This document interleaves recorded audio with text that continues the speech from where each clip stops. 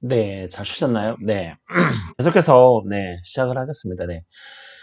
그리고 위기 상황 여부에 따라서, 헌법의 보장은, 평시적 보장하고, 그 다음에 비상시적 보장 있죠? 결국은 뭐죠? 네. 긴급시 보장인 거죠. 긴급할 때. 네. 평시적 보장이 있고, 긴급한 사태가 발생했을 때 보장하는 방법이 있는데, 긴급한 사태가 발생했을 때 보장하는 방법은, 국가긴급권이라든지 저항권 정도가 되겠습니다, 여러분. 형식 보장은 이 사전적 그다음에 이 사후적 보장이 뭐죠? 네, 이 국가 기능권을 제외하고 이 사전적 사후적 보장 방법이 형식적 보장의 방법이 되겠고요. 비상시적 보장의 방법은 당연히 국가 기능권, 그럼 저항권을 쓸 수 있는데 이 저항권은 뒤쪽에 가서 다시 한번 제가 말씀을 드리겠습니다, 여러분. 성격에 따라서는 정치성을 가지는 보장이 있는데, 뭐냐면 권력분립제도죠. 권력분립제도는 당연히 정치성을 갖고, 그렇죠. 내각불신제도는 뭐죠, 여러분? 이거는 의원내각제에 있는 제도인데, 우리나라는 대통령제죠. 우리나라는 대통령이 있기 때문에 대통령제인데, 의원내각제에 뭐가 있냐면, 내각불신제도라는 게 있는데, 이건 뭐냐면, 의회가 뭐죠? 내각, 즉, 장차관들인 거죠. 장차관들, 네, 장차관들. 그죠. 행정부죠, 행정부. 행정부 전체, 이 장관들 전체를 한 방에, 네, 해임을 시킬 수 있는 거죠, 여러분. 네, 그렇게 생각하시면 됩니다. 이 내각불신 제도란 뭐냐면, 의원 내각제의 정부 형태, 즉, 정부 형태의 의원 내각제라는 정부 형태가 있는데, 즉, 의원 내각제 정부 형태에서 가지고 있는, 음, 가지고 있는 제도인데, 의회가 강요들, 즉, 내각을 한 번에 다 해임을 시킬 수 있는 제도가 뭐냐면, 내각불신 제도. 네, 여러분. 그다음에 헌법 개정을 위한 국민투표제도.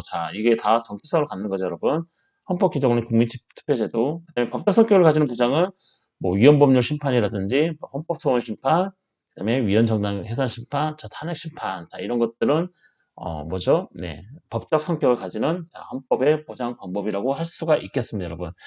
어찌됐든 이 위기 상황이든지 성격에 따르는 거든지 또는 보장 시기에 따르는 건지 이게 전부 다 뭐냐면 헌법의 보장의 방법이고, 이 헌법의 보장은 당연히 국민의 기본권에 최대한 보장하는데 그 목적이 있다. 이겁니다, 여러분.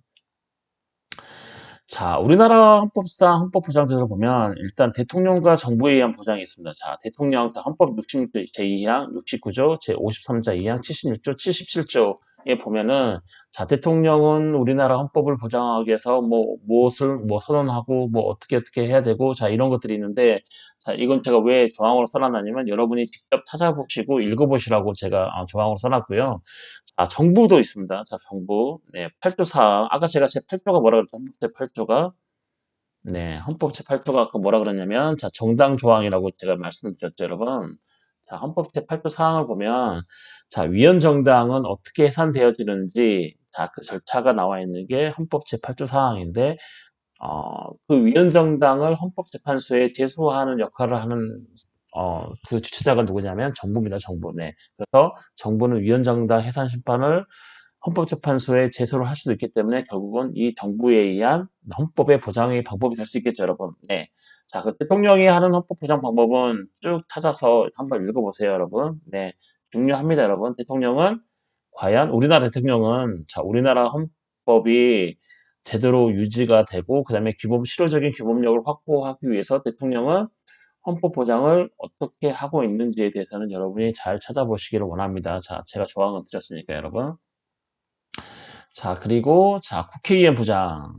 그렇다면 행정부의 수반인 대통령 또는 정부가 보장하는 방법이 있고 또 입법권. 국회의에서 보장되는 방법이 있는데 이 역시 제가 조항을 써놨는데 헌법 제 63조 위에 65조 60조 제1항이 있고요. 이 세 가지는 찾아보시고요. 그 다음에 대표적으로 국정감사나 국정조사가 또 있을 수 있겠죠. 국정감사나 국정조사는 뭐 언제부터 하죠? 내일부터 하나요? 국정조사를 지금 감사를 우리 지금 국정감사 내일부터인가? 모레부터 내일부터죠. 네, 내일부터 한다고 제가 알고 있는데 국정감사는 결국에는 뭐죠? 행정부를 통제하는 방법 중에 하나겠죠. 행정부를 입법부가 통제를 하는데 그 중에 하나가 국정감사나 국정조사인데 당연히 이 국정감사나 국정조사가 왜 국회에 의한 헌법 보장이 되냐면 행정부 니네들이 자, 헌법에 입각해서 헌법에 합치되게 헌법을 위반하지 않는 그런 범위 내에서 니네들이 국정을 수행했느냐? 자, 이런 거죠, 여러분. 니네들이 혹시 국정을 수행할 때 헌법이나 법률을 위반하지 않았느냐? 자, 이런 거죠. 자, 이런 것들을 하는 게 국정감사나 국정조사이기 때문에 당연히 이것도 국회에 의한 헌법의 보장의 한 방법이 되고, 국정감사라는 건 국정 전반을 거쳐서 다 감사를 하는 거고요. 자, 국정조사라는 건, 자, 국정 중에 일부 분야를 하는 게 국정조사인데, 국정조사 일부분을 조사하다가, 뭐가 이상한 데서 국정 전반으로 국정감사를 넓힐 수는 없어도, 자, 국정감사를 하면서, 이 부분은 좀 이상한데 하면서 그 부분을 집중적으로 들여다보기 위해서 국정조사로는 갈 수가 있습니다, 여러분. 즉, 국정조사에서 국정감사로는 가지 못하지만, 국정감사에서 좀 더 자세히 그러한 것들을 들여다보기 위해서 국정조사로의 이행은 가능하다. 자, 이 얘기를 하는 겁니다, 여러분. 자, 사법부 중에 헌법재판소에 의한 보장은 당연히 헌법재판소법에 따른 각종 심판관장, 이거죠, 여러분. 네. 뭐, 위헌법률 심판이라든지, 헌법소원심판, 위헌정당 해산심판, 자, 탄핵심판을 통해서 당연히 헌법재판소는 자, 헌법을 보장을 하고 있다. 즉, 헌법재판소가 가장 실효적으로 헌법을 보장하려고 만들어 놓은 기관입니다, 여러분. 헌법의 실효성을 확보하고 헌법의 기본력을 확보하기 위해서 우리 헌법은 뭘 두고 있냐면, 뭘 명시했냐면, 자, 헌법재판소의 설치를 명시를 하고 있습니다, 여러분.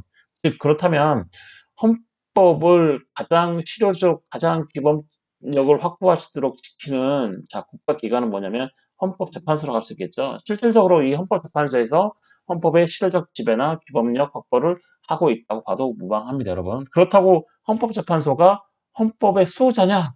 헌법의 수호자가 헌법재판소냐? 라고 하면 그건 틀린 거죠, 여러분. 자, 헌법 수호자 한번 찾아보세요. 헌법 수호자 중에 헌법재판소도 들어있습니다, 여러분. 네, 들어있지만, 자, 과연 헌법재판소 단독으로 헌법의 수호자가 될 수 있느냐? 자, 이런 거에는 약간의 논란과 의문이 있습니다, 여러분. 자, 여러분 찾아보시고요. 당연히 헌법재판소에 의한 헌법보장은 헌법재판소법에 따른 각종 심판, 즉 위에서 보셨듯이 위헌법률 심판, 그다음에 뭐죠? 탄핵 심판, 정당, 위헌정당 해산 심판, 그다음에 권한쟁의 심판, 자 이런 거죠. 그다음에 헌법소원을 이런 것들인 거죠, 여러분. 자, 그리고 법원에 의한 보장이 있는데, 자, 위헌법률 심판을, 자, 헌법재판소에 제청할 권한이 어디에 있냐면, 자, 법원에 있습니다, 법원에, 여러분. 네. 그리고 명령규칙 처분이 헌법이나 법률에 위반되는지 심사하는 권한은 당연히 법원에 있습니다. 자, 대법원에서 최종적으로 명령규칙 처분이 헌법이나 법률에 위반되는지 심사를 합니다, 여러분. 물론 여기에는 뭐 헌법재판소가 최종 헌법재판소에서 할 수 있다는 그런 이제 얘기도 있는데 일단 그거는 변론으로 하고요. 자, 위헌법률 심판, 즉 법률은 헌법재판소가 하고요. 네, 그렇죠. 법원은 단시 헌법재판소에 위헌법률 심판을 제청할 수 있는 권한만 가지고요. 그다음 명령규칙 처분이 헌법이나 법률에 위반되는지 심사하는 권한은 어디에 있냐면 법원에 있습니다. 그리고 최종적으로는 어디에 있어요? 우리나라 3심 제도니까 대법원에 최종적인 심사권이 있는 거죠. 그렇죠? 우리는 3심 제도, 자, 지방법원, 그다음에 고등법원, 대법원 있죠. 자, 명령규칙 처분은 뭐죠? 법률 이하의 법령인 거죠. 법률 이하의 법령이 명령규칙 처분인데 이러한 것들이 헌법이나 법률에 위반되었을 때 심사하는 권한은 당연히 법원에 있고, 그다음 법원은 3심제로 운영이 되어 있고 우리나라는 3심제이기 때문에 당연히 지방법원, 고등법원, 대법원, 즉 최종적으로는 대법원의 명령규칙 처분이 헌법이나 법률에 위반되는지 심사할 수 있는 권한을 가지고 있다. 이거죠. 자, 공무원의 불법 행위로 인한 국가 배상에 관한 재판을 담당하는 것도 당연히 뭐죠? 법원이기 때문에 이 법원이 네, 헌법을 보장을 이렇게 하고 있는 거죠, 여러분. 자, 이해하시나요, 여러분? 자, 그래서 이 정부, 대통령, 정부, 자, 국회가 보장하는 방법들은 제가 조항으로 써놨는데, 네, 제가 일일이 여기다 써놓는 것보다는 여러분이 찾아서 직접 읽어보시고 공부하시는 게 여러분의 공부하시는 도움이 될 거라고 제가 조항만 이렇게 써놨는데, 꼭 찾아서, 네, 숙지를 하시면 될 것 같습니다, 숙지. 네. 자, 중간고사 기간이 좀 다가오죠, 여러분. 중간고사는 어떻게 볼지, 뭐, 보지 않을지, 네, 또는 뭐 보면은 대면으로 볼지 저희가 18명밖에 되지 않기 때문에 대면으로 볼지 아니면 뭐 과제를 대체할지는 다음 시간에 제가 말씀을 드리도록 하고 혹시나 다음 시간이 되지 않았더라도 네, 공지를 통해서 여러분에게 말씀을 드리도록 하겠습니다. 그리고 중간고사를 볼 건지 안 볼 건지, 그리고 중간고사를 보면 좀 뭐 과제로 대처할 건지, 아니면 뭐 직접 대면 시험을 볼 건지에 대해서는 네, 여러분의 의견을 주시면 제가 생각을 해보고 네, 결정을 할 수 있도록 하겠습니다. 네. 여러분 의견이 중요하니까요. 네. 여러분 18분께서 다 서울에 계시고 그러면 뭐 대면 시험을 보는 것도 나쁘지 않다라고 저는 생각을 하는데, 뭐 시국이 시국인지라 또 그걸 원하지 않은 학생이 있을 수도 있으니까 여러분, 네, 그거는 여러분의 의견을 들어보고 제가 최종적인 판단을 해서 말씀을 드릴 테니까, 여러분 뭐 문자라든지 뭐 메일이라든지 전화를 주셔도 좋고요, 또는 뭐 쪽지를 남기셔도 되고, 그다음에 뭐 이 클래스에 남기셔도 되니까 여러 가지 방법에 의해서 저한테 그러한 것들을 제시를 해주시면, 여러분의 의견에 완벽히 따르지는 않겠지만 여러분의 의견을 최대한 반영을 해가지고 네, 결정을 하도록 하겠습니다, 여러분. 자, 그리고 저항권, 이제 이 저항권은 좀 중요해서 제가 네, 한 페이지로 정리를 했는데, 이 저항권을 끝으로 네, 오늘 수업 마칠 텐데, 이 저항권 어디에 있었죠? 자, 여기 있었죠, 여러분. 저항권. 그쵸? 자, 위기 상황에 따라서 자, 헌법의 보장 방법이 달라지는데, 자, 평시적 보장은, 자, 국가긴급권을 제외한 사전적, 사후적 보장이 다 평시적 보장이고요. 그 다음에 비상시적 보장은, 자, 국가긴급권, 자, 비상계엄령이 대표적인 거죠, 여러분. 자, 대통령이 외부의 적으로부터 헌법의 침해를, 긴급하게 배제하는 거죠, 여러분. 네, 배제하는 거죠. 대표적으로 비상계엄령이죠. 그다음에 저항권이 있는데, 이 저항권에 대해서 말씀을 드리도록 하겠습니다, 여러분. 저항권은 뭐냐면, 자, 먼저 읽어보겠습니다. 자, 국가 권력에 의해, 자, 국가 권력에 의해, 그렇죠? 헌법의 기본 원리에 대한 중대한 침해가 행하여지고, 자, 우리는 이걸 읽으면서 뭐가 비교가 되냐면, 자, 이런 거죠. 뭐죠? 국가긴급권이죠, 여러분. 여기 국가긴급권. 자, 국가긴급권은 뭐냐면 결국은 대통령이 행사하는 권한인데, 대통령이 행사한다는 말은 뭐냐면 국가 권력이 아니고, 헌법을 침해하는 주체가 국가 권력이 아니고 외부의 적인 거죠. 자, 외부의 적으로부터 헌법이 침해가 되면 그 침해를 제거할 시간이 부족하다고 생각하거나 침해를 긴급하게 제거해야 될 필요성이 있다면, 대통령은 뭐 비상계엄령이라든지, 또는 뭐 대통령이 가지고 있는 뭐 긴급재정, 뭐 처분권, 뭐 그런 것들이 있습니다, 여러분. 뭐 처분 명령권, 그런 것들이 있는데, 그런 것들을 통해서 외부의 적으로부터 헌법의 침해를 방지하기 위해서 대통령이 행사하는 권한 중에 하나가 국가 긴급권인데, 자, 저항권은 그게 아니고요. 저항권은, 자, 국가 권력에 의해서, 즉 입법행정 사법, 이 국가 권력에 의해서, 자, 헌법의 기본 원리에 대한 중대한 침해가 행하여지고, 자, 헌법의 기본 원리에 대한 중대한 침해. 자, 저항권이 뭐냐 했을 때는 이러한 키워드가 전부 다 들어가야 제대로 된 만점짜리 대답이 되겠습니다, 여러분. 자, 첫 번째는 국가 권력에 의해 헌법의 기본 원리가 중대한 침해가 이루어지고, 뭐 그냥 침해가 아니에요. 뭐 경미한 침해가 아니고, 자, 중대한 침해가 행하여지고죠. 국가 권력에 의해서. 자, 헌법의 기본 원리에 대해서. 그 다음에 그 침해가 헌법의 존재 자체를 부인하는 것이다. 헌법을 단순히 침해하는 걸 넘어서 이 헌법 존재 자체를 부인하는 거예요. 네. 부인하는 것으로서 다른 합법적인 구제 수단으로 목적을 달성할 수 없는 경우에, 다른 합법적인 구제 수단이 있다면 당연히 저항권의 행사가 불가능하고, 다른 합법적인 구제 수단을 해야겠죠, 여러분. 그쵸?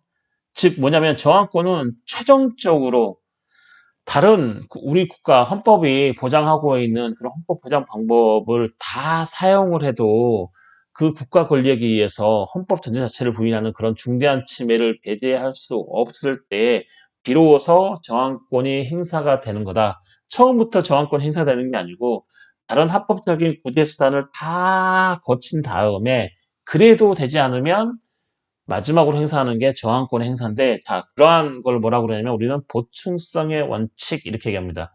보충성의 원칙. 자, 여기 보시면 있습니다, 여러분.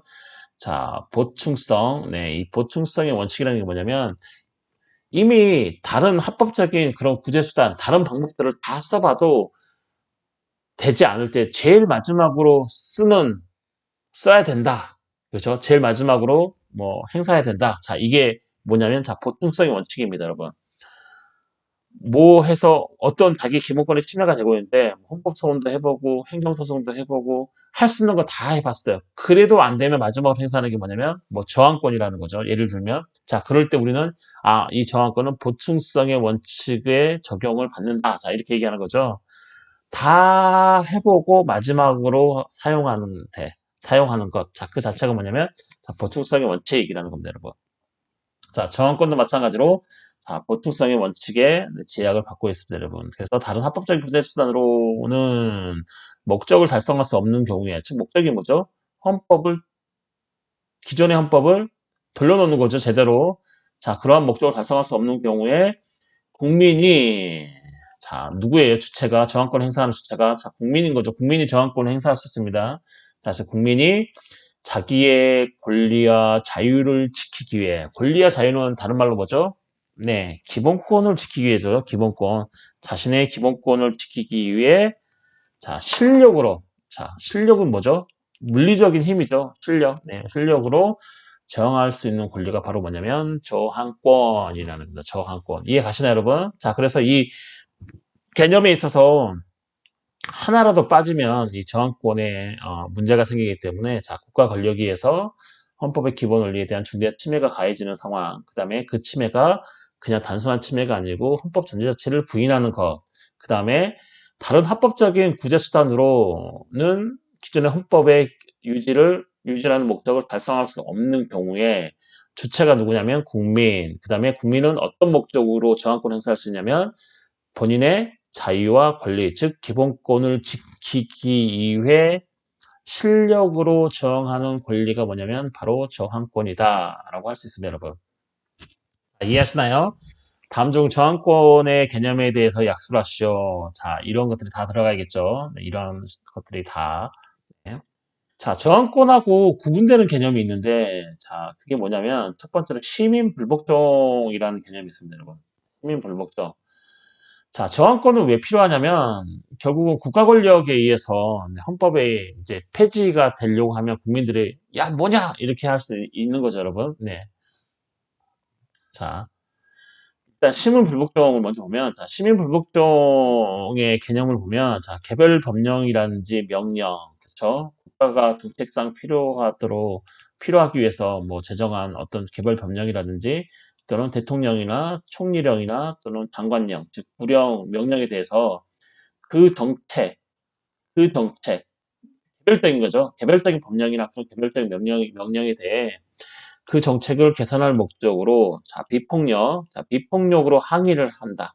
자, 항의를 하는 걸 뭐라고 그러냐면 우리는 시민불복종이라고 얘기합니다. 자, 저항권은 헌법 그 전제 자체를 부인하는 그 국가 권력에 의해서 국민이 본인의 기본권을 지키기 위해 실력으로 저항하는 권리가 저항권이었다면, 자, 시민불복종은 그런 헌법 전제가 아니고, 자, 국가가 어떠한 정책이라든지 어떠한 목적에 의해서 제정하는 어떤 개별 법령이라든지 어떤 명령에 대해서 단순히 그 정책, 국가가 하고 있는 그 정책을 개선할 목적으로 비폭력적으로 국민이 항의하는 거죠. 나 이거 못하겠어. 네, 예, 속된 말로 배째 이러는 거죠. 네, 못하겠다. 그래서 말로써 비폭력인 거죠. 네, 말로써 항의할 수 있는 게 뭐냐면 우리는 뭐라고 그러냐면 시민불복종. 우리는 지금 뭐를 하고 있냐면 저항권하고 비슷하면서도 다른 개념에 대해서 말씀을 드리고 있습니다, 여러분. 이러한 시민불복종은 보충성에 제약이 없습니다. 즉, 다른 모든 합법적인 구제 수단이 없어도 그런 구제 수단을 다 거치지 않아도 바로 항의할 수 있는 거죠. 바로. 그리고 폭력 수단을 배제한다는 점에서 저항권과 구별이 됩니다. 즉, 시민불복종은 국가가 어떠한 정책을 했는데, 이 정책이 너무 안 좋은 것 같은데, 이 정책이 무슨 개선하는 게 아니고 더 나빠질 것 같은데, 그럼 국민이 항의하는 거죠. 그런 거에 대해서.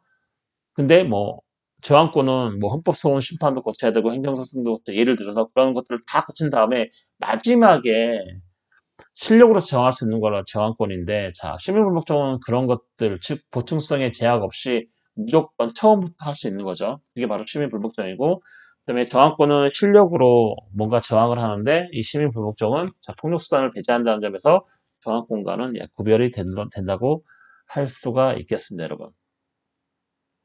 이해하시나요, 여러분? 네. 자, 국가 긴급권. 자, 국가의 자구행위로, 그렇죠. 대통령이 행사한다 그랬죠. 국가의 자구행위로 국가기관이 행사되는 거죠. 네, 국가 긴급권이라는 게 대통령에 의해서 행사됩니다, 여러분.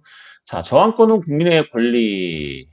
하지만 국가기관은 저항권의 대상이 되며 저항권의 주체가 될 수 없다. 자, 이게 무슨 말이냐면, 자, 국가긴급권도 어떤 외부의 헌법의 적으로부터 헌법의 침해, 좀 헌법의 파괴를 긴급하게 제거할 필요가 있을 때 국가가 자기의 어떤 자구 행위로서 그다음에 이 국가긴급권을 행사해가지고 헌법을 보장하는데, 자, 저항권하고 다른 건 뭐냐면 저항권은 국민의 권리인데, 그쵸?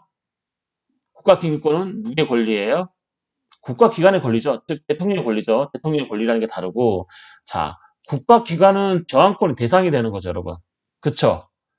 자, 결국은 뭐냐면 국가기관, 국민은 저항권의 주체인데 결국은 국가의 자구행위를 하는 이 국가기관은 당연히 저항권 대상이 되는 거죠, 여러분. 그쵸?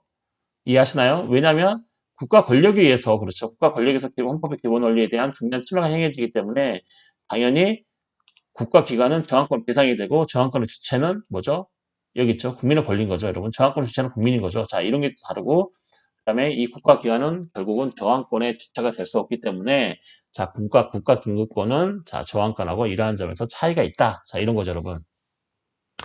자, 혁명이 있는데, 자, 저항권은 기존 헌법 질서의 유지, 수호, 그런 거죠. 저항권이란 건 뭐냐면, 국가 권력에 의해서 헌법 존재 자체가 부인이 될 때, 자, 기존의 헌법 질서를 유지하고 수호하는 게 저항권의 목적입니다. 목적. 자, 목적이라면, 자, 혁명은 뭐죠? 기존의 헌법 질서를 파기하고 새로운 헌법 질서를 수립한다는 점에서 뭐예요? 저항권하고 차이가 있습니다, 여러분. 이해하시나요, 여러분? 자, 저항권하고 비슷하지만 유사한 개념, 다른 개념이 뭐냐면 세 가지가 있는데, 자, 그게 바로 시민불복종, 그 다음에 국가긴급권, 그 다음에 마지막으로 혁명이 되겠습니다, 여러분. 자, 저항권에 대해서 뭐 약술하라 하면 이런 것도 다 쓰면 되겠죠. 네. 대법원. 자, 우리나라, 자, 사법권의 두 주축인, 자, 대법원과 헌법재판소는, 자, 어떻게 이거를 얘기를 하고 있냐면, 잠시만, 네.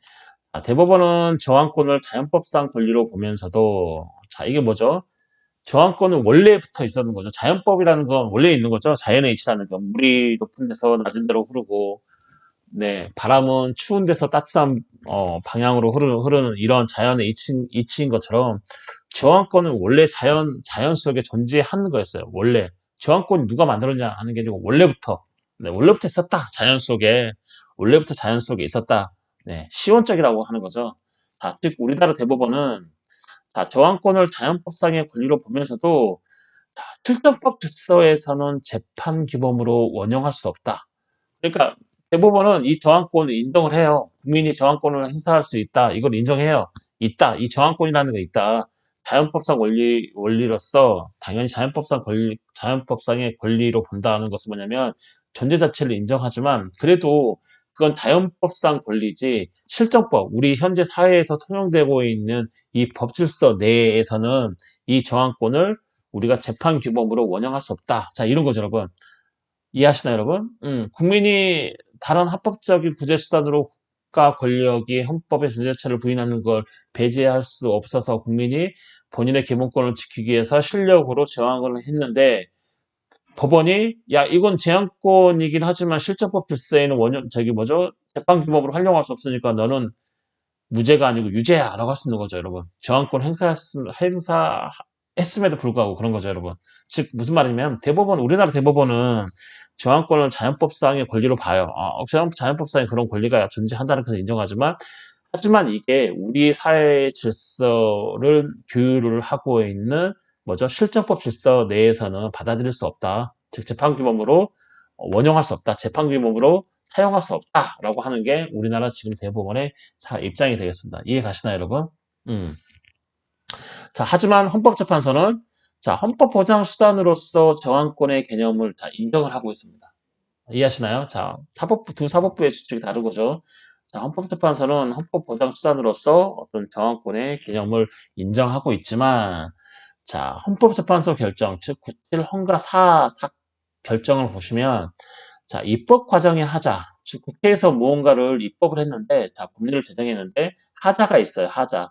자, 국가 권력에 의해서, 하자는 뭐죠? 국가 권력에 의해서 침해가 된 거죠. 우리의 기본권이. 그쵸? 입법 과정에 하자는 거죠. 입법 과정에서 하자가 있다는 것은 뭐냐면, 당연히 법률 제정하는 데 있어서 하자가 됐고, 그 법률은 국가 권력이기 때문에, 그쵸? 국가 권력인 어떤 입법부에서 행하는 행위이기 때문에 그런 하자는 당연히 우리의 기본권에 침해로 연결될 수 있겠죠.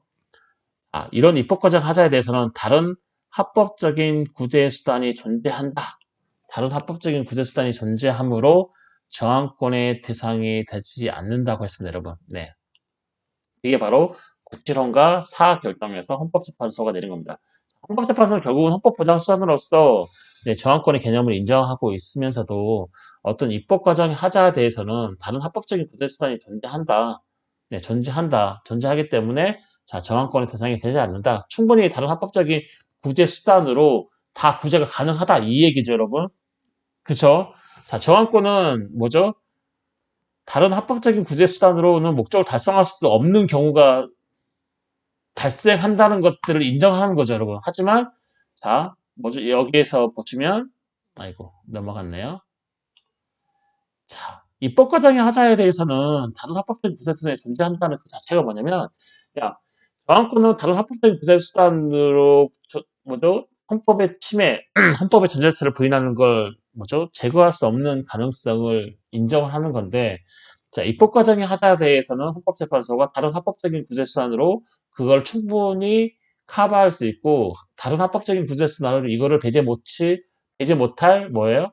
가능성이 없다라고 하는 거죠. 없다라고 보는 거죠. 그렇기 때문에 야 존재하니까 야 이거는 저항권의 대상이 되지 않는 게 맞다라고 하고서 그걸 97 헌가 사 결정에서 헌법재판소가 결정을 내린 겁니다, 여러분. 즉 헌법재판소는 헌법보장수단으로서 저항권의 개념을 인정하면서도 자 입법 과정 하자에 대해서는 저항권의 대상이 되지 않는다라고 본 게 자 헌법재판소의 태도라고 볼 수가 있겠죠, 여러분. 이해하시나요, 여러분? 네. 자, 좀 더 구체적으로 보면, 자, 저항권의 주체는 다 국민, 그다음에 외국인, 법인, 정당 모두 가능합니다, 여러분. 왜요? 저항권은 어디서 왔어요? 자연법상의 권리죠, 여러분. 자연법상. 그 자연법상의 권리는 당연히 국민뿐만 아니고 이 지구가 자연이기 때문에 이 지구상에 있는 모든 사람, 그렇죠? 모든 사람, 자, 외국인도 포함되는 거죠. 그다음에 법인. 자, 법인이라는 게 뭐죠? 법 자연인하고 법인으로 나누는데 법인은 뭐냐면 저 사람은 사람이 아니야. 근데 법적으로 너는 사람으로 봐줄게라고 하는 거죠. 대표적으로 뭐죠? 회사죠. 우리 사단법인 많이 그죠? 사단법인. 자, 회사. 야, 너 회사는 너는 사람이 아닌데 너를 사람으로 봐줄게 하는 게 뭐냐면 법인입니다. 법인. 네. 법적인 사람인 거죠, 여러분. 네, 법인. 그다음에 정당. 네, 정당 모두 뭐냐면 저항권의 주체가 될 수 있고요. 자, 저항권 행사 대상은 당연히 국가 권력이지만 최근에는 제가 앞서서 말씀드린 것처럼 헌법 적대적인 사회 세력, 그쵸? 헌법 적대 사회 세력, 뭐 거대한 언론사가 헌법을 뭐 적대한다. 그다음에 뭐 또 뭐죠? 뭐 대기업이 뭐 헌법을 적대한다. 자, 이런 헌법 적대적인 사회 세력 건에서도 저항권의 행사가 가능하다는 일단 견해가 있습니다. 네, 견해, 네, 견해만 한다는 거죠, 여러분. 자, 언제나 이 견해가 언젠가는 많은 사람들이 동조하고 많은 사람들이 이거 맞다라고 하면 당연히 이거는 견해가 아니고 이제 하나의 어떤 정설로서 자리를 잡을 수 있겠죠. 자, 저항권 행사 대상은 국가 권력이지만 요즘에는 이제 헌법 적대적인 어떤 사회 세력에 관해서도 저항권 행사가 가능하다는 어떤 이런 견해가 있고요. 상황은 자 민주적 기본 질서 부정. 자 헌법 존재 자체를 부인한다는 건 뭐냐면 이 헌법이 우리의 이런 정치적 공동체, 우리의 공동체 사회를 민주적인 기본 질서로 규율을 하고 있는데 자 헌법이 규율하고 있는 이 민주 사회 내에 어떤 이런 기본 질서를 자 부정하는 상황이겠죠. 이 부정하는 상황이어야 당연히 뭐죠? 저항권 행사할 수 있는 조건이 만족이 되는 거죠. 그리고 여기에서 잘 보세요. 국가 권력의 행사가 자, 저항권을 행사했을 때 이 국가 권력이 헌법에 어떤 중대한 침해를 가하고 있는 그런 상황이 어떤 상황이냐면, 자, 민주적 기본 질서를 부정하고, 그 다음에 국가 권력의 이 행사가 자, 객관적, 명백하게 불법인 겁니다, 여러분. 주관적이 아니에요, 여러분. 이 저항권을 행사할 때 어떤 국민의 어떤 주관적인 그런 판단이 아니고 이 국가 권력 행사가 정말로 너무나 객관적인, 누가 보더라도 이건 명백하게 헌법 전제 자체를 부인하는 그런 객관적이고, 그다음에 흐리멍텅하게 이거 전제 자체를 부인하나 이런 게 아니고요. 명백하게 불법인 거죠, 여러분. 자, 국가 권력 행사가 주관적이 아니고 반드시 객관적이어야 되고, 누가 보더라도 이건 불법이어야 되고, 그다음에 이거는 흐리멍텅한 게 아니고 명백하게, 즉 국가 권력 행사가 객관적이고 명백하게 불법이어야지만 저항권이 행사가 가능한 거죠. 그다음에 자, 다른 법적인 수단이 유효하지 않음, 즉 최후의 수단인 거죠. 이게 뭐죠? 보충성의 원칙이라고 얘기했죠. 여러분. 보충성의 원칙. 자, 이럴 때 저항권의 행사가 가능하다. 자, 이런 거죠. 목적은 인간의 존엄성 유지, 그 다음에 헌법 질서 유지를 행사될 수 있겠죠. 자, 저항권은 뭐죠? 혁명과 다르게 기존 헌법 질서를 유지하는 거죠. 자, 기존 헌법 질서를 유지해 행사될 수 있고, 자, 그 다음에 인간의 존엄성 유지를 위해서, 이러한 목적을 위해서 행사될 수 있고, 자, 자주 헷갈리는 게 뭐냐면, 자, 사회 경제적 개혁. 나 도저히 못 살겠다. 국가가 뭐 이러냐? 국가가 우리 안전을 책임지고, 우리의 복지를 책임지고, 뭐 굶어 죽게 하는 사람 없고 정말 돈을 잘 벌게 해줘야 되는데 이게 뭐냐? 국가 이게 나라냐? 이런 거죠. 요즘에 그렇죠. 이게 국가냐? 이런 거죠. 이게 나라냐 하는 거죠. 자, 그런 사회나 경제적 개혁을 위한 그런 목적으로는 이러한 저항권이 행사가 될 수가 없습니다, 여러분. 자, 방법은 가장 평화적인 방법으로 행사를 해야 되고, 평화적인 방법에 의해서 목적 달성가 불가할 때 예의적으로 폭력 방법을 허용한다. 즉 실력으로 저항할 수 있다는 얘기죠, 여러분. 하지만 처음부터 실력으로 저항하는 거는 아니고요. 네, 가장 평화적인 방법으로 행사를 해야 되고, 만약에 이런 평화적 방법으로도 목적 달성가 불가능할 때 예의적으로 폭력적인 방법을 허용할 수 있다는 거고요. 자, 그리고 효과는 뭐냐면, 자, 저항권을 행사해서 이 저항권의 효과가 마치 어떤 거냐면, 자, 저항권 행사는 외형상 공무집행 방해죄를 구성한다. 그렇게 되겠죠, 여러분. 만약에 국가 권력이 어떤 국가의 정책 입법상 어떠한 정책을 행하는 데 있어서 아무리 그게 헌법 전제 자체를 부인한다 그래도 이건 뭐냐면 공무집행을 하고 있는 거죠, 국가가. 그렇죠? 국가가 공무집행을 하고 있는 상황인데 그 공무집행이 결국은 헌법 전제 자체를 부인하는 거고, 이러한 공무집행을 하고 있는 상황인데 국민이 그걸 못하게 이렇게 막는 거는 외형상은 뭘로 보이냐면 공무집행 방해죄로 구성할 수 있겠죠, 여러분. 이해하시나요, 여러분? 국민은 저항권을 행사하는 거지만 국가로 봐서는 이제 우리 국민이 뭐죠? 자기의 어떤 정당한, 걔네들은 그렇게 생각할 거 아니에요. 정당한 공무집행을 방해한다. 이런 공무집행 방해죄를 구성할 수 있는 거죠, 여러분. 이해하시죠? 네. 결국 국가 권력이 어떤 국가의 어떤 정책적 입법 또는 정책적 또는 입법 목적 이런 것들을 달성하기 위해서 자, 헌법 전제 자체를 부인하는 그런 정책을 낼 수도 있는 거잖아요. 결국은 본질은 뭐죠? 공무집행인 거죠. 하지만 그 공무집행이 헌법의 전제 자체를 부인할 정도로 심각한 거죠. 근데 결국은 국민이 저항권을 행사해서 국가의 공무집행을 방해하면 당연히 외형상으로 보기에는 자, 국민의 어떤 저항권 행사는 공무집행 방해죄를 구성할 수 있으나, 그러나 정당한 저항권 행사, 즉 주체, 상황, 목적, 방법 여기에 다 만족하는 이러한 정당한 저항권의 행사 자체는 위법성이 조각된다라는 겁니다, 여러분. 효과는 그렇습니다. 저항권 행사는 위법성이 조각된다. 자, 위법성이 조각된다는 말은 뭐냐면, 자, 뭐죠? 저항권 행사가 위법하다는 거죠. 법에 저촉된다는 거죠, 여러분. 이해하시나요, 여러분? 공무집행 방해죄를 구성하기 때문에, 외형상 공무집행 방해죄를 구성하기 때문에 이 저항권 행사는 당연히 위법하다. 법률에 위반되는 거겠죠, 여러분. 그쵸? 국가가 공무를 집행하는데 이 방해하는 것은 공무집행 방해죄를 구성하기 때문에 법률에 위반되는 건 확실해요. 위법해요. 네, 저항권 행사는 위법해요. 하지만 뭐죠? 정당한 저항권의 행사는 그 위법성이 조각된다는 말은 뭐냐면 이 행위가 위법하지만 법적으로는 법적인 책임은 물을 수 없고 그거는 위법성이 소멸된다는 거죠, 여러분. 그게 바로 뭐냐면 위법성이 조각된다는 겁니다.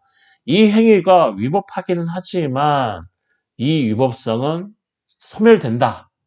이런 거죠. 네, 그게 바로 위법성이 조각된다는 거죠. 자, 정당한 저항권 행사는 위법하지 않다는 건 아니에요. 이 저항권 행사가 현 기존 질서 내에서 위법하지 않다는 건 아닌데, 위법하지만 곧 이 위법성은 뭐죠? 소멸하는 게 바로 뭐냐면, 자, 위법성이 조각된다는 겁니다. 네, 이해하시나요? 네. 그래서 우리 대법원은 저항권 행사로서 위법성이 조각된다는 주장은 받아들일 수 없다고, 자, 7사도 3323 판결을 통해서 얘기를 했는데, 대법원은 그렇죠. 결국은 대법원은 야, 너 저항권 자연법상 권리인 건 우리가 인정하겠는데, 이게 실정법 이 질서 내에서는 통용이 된다고는 우리는 그렇게 말할 수 없고, 우리가 어떤 재판을 할 때 이게 저항권이라고 주장하는 어떤 원고가 있어요. 피고가 있어요. 그러면 우리는 그걸 받아들일 수 없다. 저항권은 결국 자연법상 권리이지 우리의 실정법상 권리로서 들어올 수 있는 건 아니다 해서, 당연히 그렇다면 이 저항권 행사가 위법성이 조각된다, 즉 위법성이 소멸된다는 주장은 당연히 대법원의 입장으로서는 받아들일 수 없다라고 대법원이 언제 밝혔냐면, 자, 7사도 3323 판결에서 네, 이러한 사실들을 얘기를 했습니다, 여러분. 자, 오늘은 여기까지 해서 수업을 마치고요.